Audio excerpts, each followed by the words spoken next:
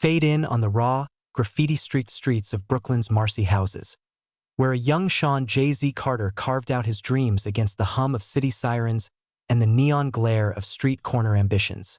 A whisper echoes in the air, from Brooklyn's concrete cradle to global dominance. The narrator's voice draws you in low, resonant, cinematic. In that fractured beginning, a boy with grit and a gift shapes rhymes about survival. The contrast between those humble, gritty beginnings and the towering pinnacle of Jay-Z's success sets the stage. From hustling crack-laced lines to commanding boardrooms, from singing hooks in alleys to swapping handshakes with the world's wealthiest.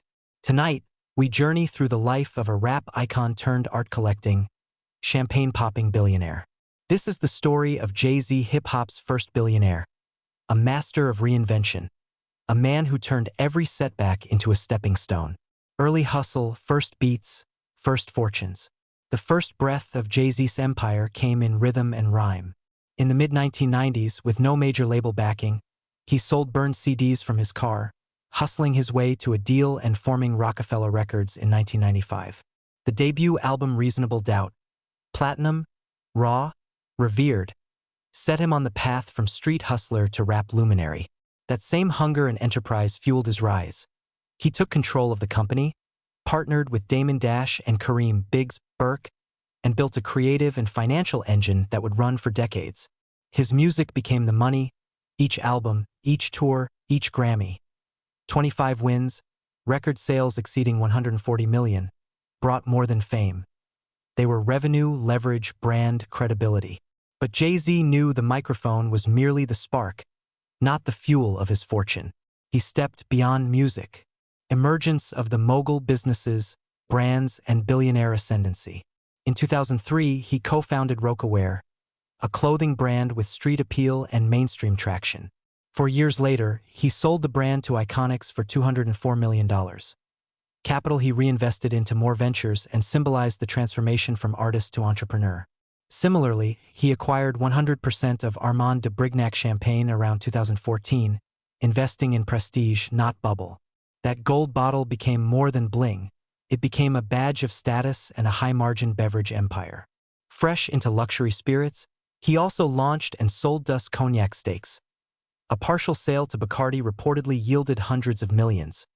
One source estimates his net worth shot from $1.3 billion to $2 billion after that deal alone. He didn't stop there. In 2008, he founded Roc Nation, a full-service entertainment agency, record label, sports management, power broker to some of the world's most influential artists and athletes. And in 2015, he boldly acquired Aspiro, the streaming company behind Tidal, to wrest control of music streaming back into artist hands. Tech investments followed. Stakes in Uber, in art collections, private equity, and media. By 2019, Jay-Z had become the first hip-hop billionaire. Multiple outlets confirm that as of 2025, Jay-Z's net worth stands at approximately $2.5 billion, making him the wealthiest musician in the world. In an Investopedia interview, November 2023, he was already estimated at $2.5 billion, with a combined fortune, with Beyoncé, around $3 billion, underlining how their union extended their financial reach. Extravagant purchases, lifestyle as monument. But Jay-Z's wealth is not just numbers. It's monuments. He, together with Beyoncé, owns a Malibu estate estimated at $200 million, a testament to understated extravagance. Sunset views, artistic spaces, privacy. Though specific car collections, yachts, or private jet acquisitions aren't publicly itemized, one conjures images. Sleek Rolls-Royces, black-tinted SUVs, artful displays, jewelry that glitters under chandeliers. He's known for luxuriating in rare art, custom suits, rare watches, each accessory a narrative of success. Financial ups and downs, scandals and recoveries. No empire is untouched by turbulence. The partial sale of his Brooklyn net stake reportedly fell in value, from a $1 million initial investment to $350,000 by 2013, illustrating the volatility of sports ventures. He eventually divested and sold his Barclays Center stake for around $1.5 million. Litigation shadows followed. In 2001, he pleaded guilty to a nightclub stabbing, earning probation, an early brush with the law that could have derailed his rise. More recently, an alleged civil lawsuit, 2024 to 2025, accused him of assault.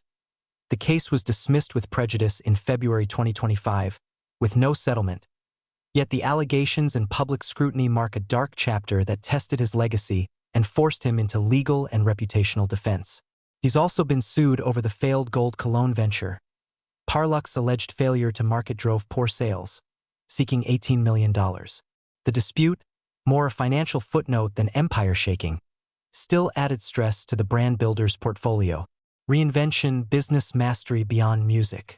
Through every twist, Jay-Z's reinvention is magnetic. From roqueware to champagne and cognac, from streaming to sports management, he transformed every paycheck into a business. Roc Nation Sports signed athletes like Robinson Cano.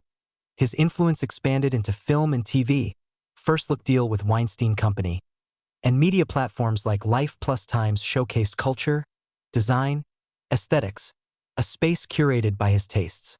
His investments in Dus, Tidal, Uber, art collections, each move reveals a strategy. Diversify, ascend, influence. His persona is as central as his portfolio. Cinematic reflection, legacy of Jay-Z. Imagine a voiceover. A kid from the Marcy houses who once sold CDs out of his car now owns champagne brands, streaming services, sports agencies, multi-million-dollar mansions. That journey defines his legend. He is not just rapper rich. He is architect of cultural capitalism, a symbol of hustle, reinvention, and legacy. He shows us that financial artistry can be as compelling as lyrical genius. He teaches the world. Own your narrative, transform art into enterprise, multiply your influence beyond the stage. His story continues to fascinate because it is not static. It evolves with every beat, every deal, every private jet, and every lawsuit weathered. It is a dramatic, living testament to ambition, resilience, and creativity. Conclusion: what makes him unique and enduring lessons. Jay-Z's legacy isn't just in records sold. It's in the empires built from rhymes. He defied labels. Rapper, yes, but unconfined. Music was his entrance ticket. Entrepreneurship was his dominion. His financial journey, from hustler to billionaire, teaches that strategic diversification, brand building, and cultural relevance are the currency of longevity. His story resonates because it is cinematic. Adversity met with audacity, scars hidden by swagger, spreadsheets behind swaggering suits. It's not just about how much he earned.